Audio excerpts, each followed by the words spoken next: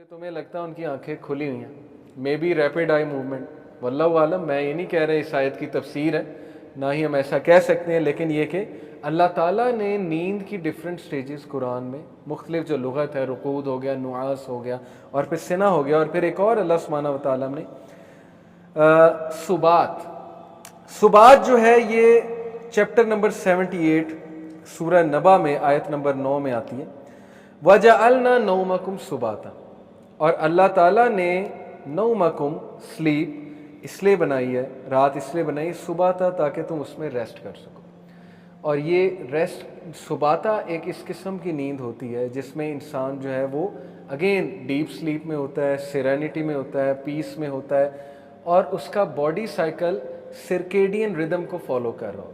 ये सुबाता है according to the root words में। अगर हम जाएं, सर्केडियन रिदम का मैंने नाम लिया। सर्केडियन रिदम क्या होता है, इस पर भी आप सर्च करें, CIRCADIUM सर्केडियन रिदम। आज दुनिया के top CEOs, athletes, celebrities circadian rhythm के लिए तरसते हैं और उसको फॉलो करते हैं। सर्केडियन रिदम बॉडी का वो साइकिल है जो कि नेचुरल लाइफस्टाइल पे अगर आप ज़िंदगी गुजारेंगे तो आपकी बॉडी सर्केडियन रिदम में आ जाएगी ऑटोमेटिकली।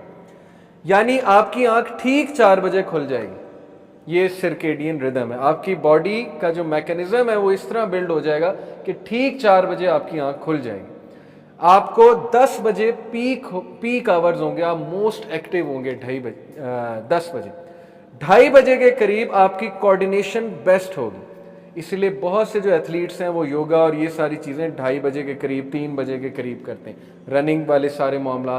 और ब्लड प्रेशर आपका सबसे ज़्यादा जो है वो 6 बजे होता है, सुबह 6 बजे होता है, अकॉर्डिंग टू अगर सर्केडियन रिदम को फॉलो कर रहे हैं।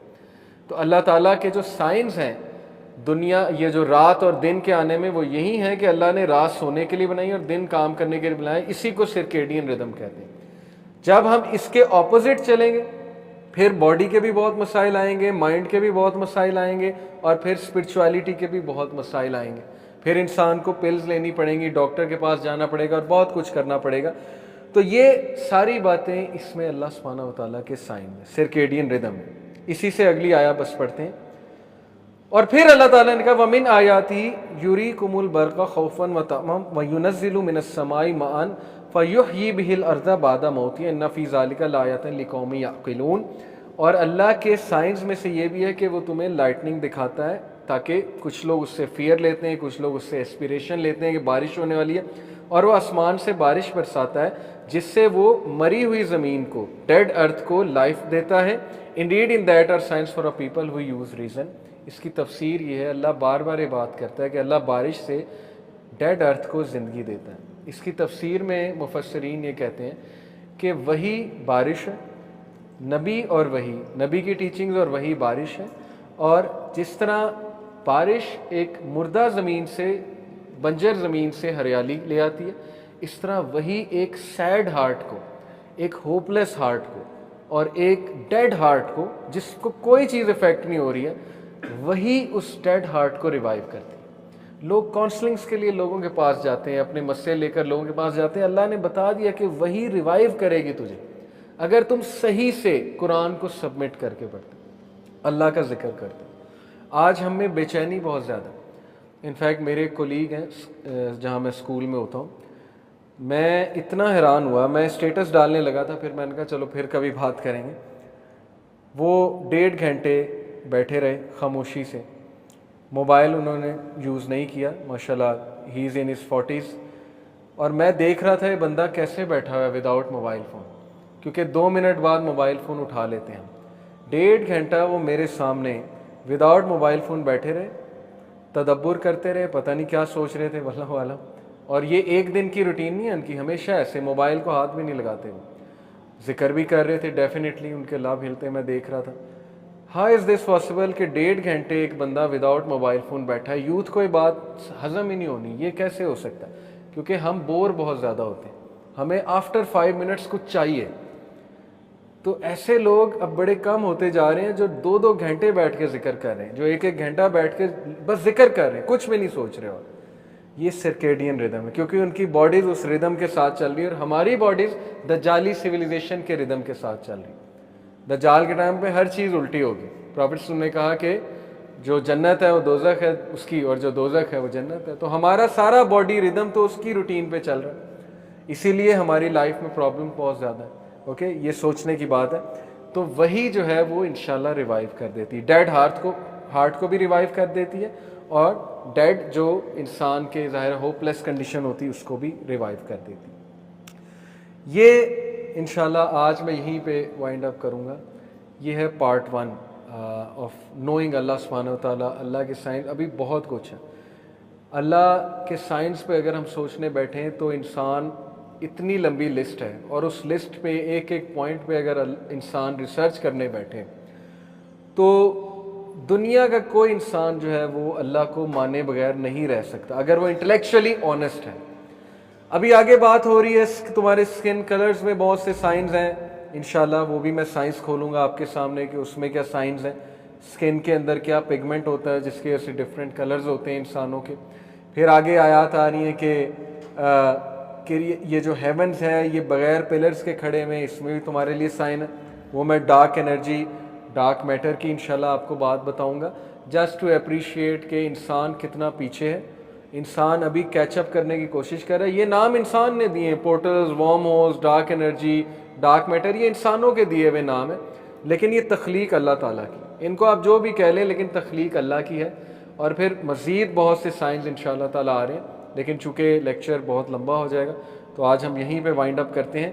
ये सारी बात बताने का मकसद वही जो अल्लाह ताला इंसान को सूरह इन्फतार में आयत नंबर 6 में कहते हैं कि या अय्युहल इंसान मा गर्रका बिरब्बिकल करीम, ए इंसान तुझे तेरे रब से किस चीज़ ने गाफिल कर दिया, जिसने तुझे बनाया, फैशन किया, तेरा ख्याल रखा और रख रहा है, और किस किस मौके पे तेरी कैसे उसने मदद की है। तो फिर फ़अैना तज़हबून, फिर कहाँ जाता है, फिर क्यों भागता है अल्लाह ताला से। तो इसलिए coming back to the creator is the solution, trust मी।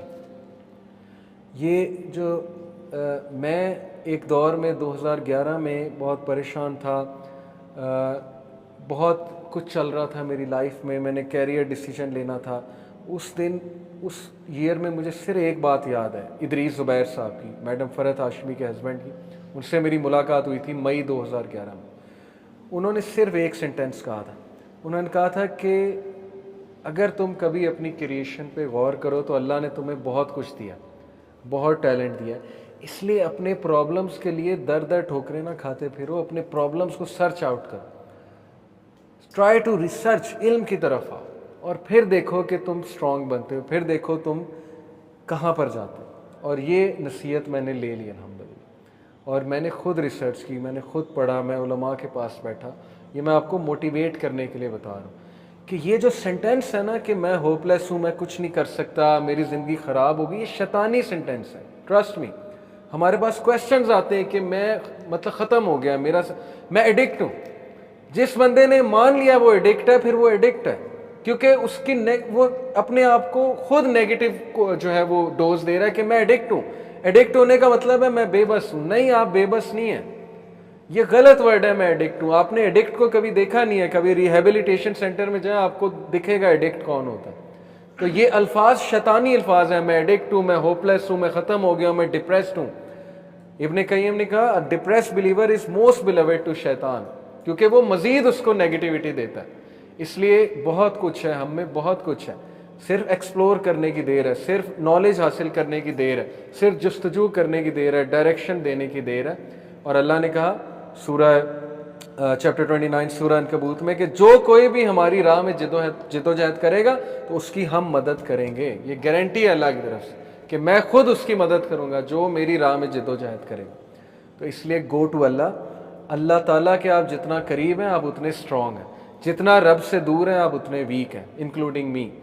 तो रब के पास जाएं, तहज्जुद पढ़ें, अल्लाह को सजदे करें लंबे लंबे, अल्लाह से बातें करें, अल्लाह के बारे में जानें, अल्लाह के एट्रीब्यूट्स खोल कर बैठें कि उसके नामों का मतलब क्या है। इसके लिए टाइम निकालें, बाकी चीज़ों को छोड़ें, इसके लिए टाइम निकालें। ये वैल्यू एडिड तरीन चीज़ें, यही सोल्यूशन है हमारे मसलों का। अल्लाह ताला अमल की तौफीक दे। जज़ाकल्लाहु खैर। सुब्हानकल्लाह बिहम्दिका अशहदु अल्ला इलाहा इल्ला अंता अस्तगफिरुका व अतूबु इलैक। वस्सलामु अलैकुम व रहमतुल्लाहि व बरकातुहू।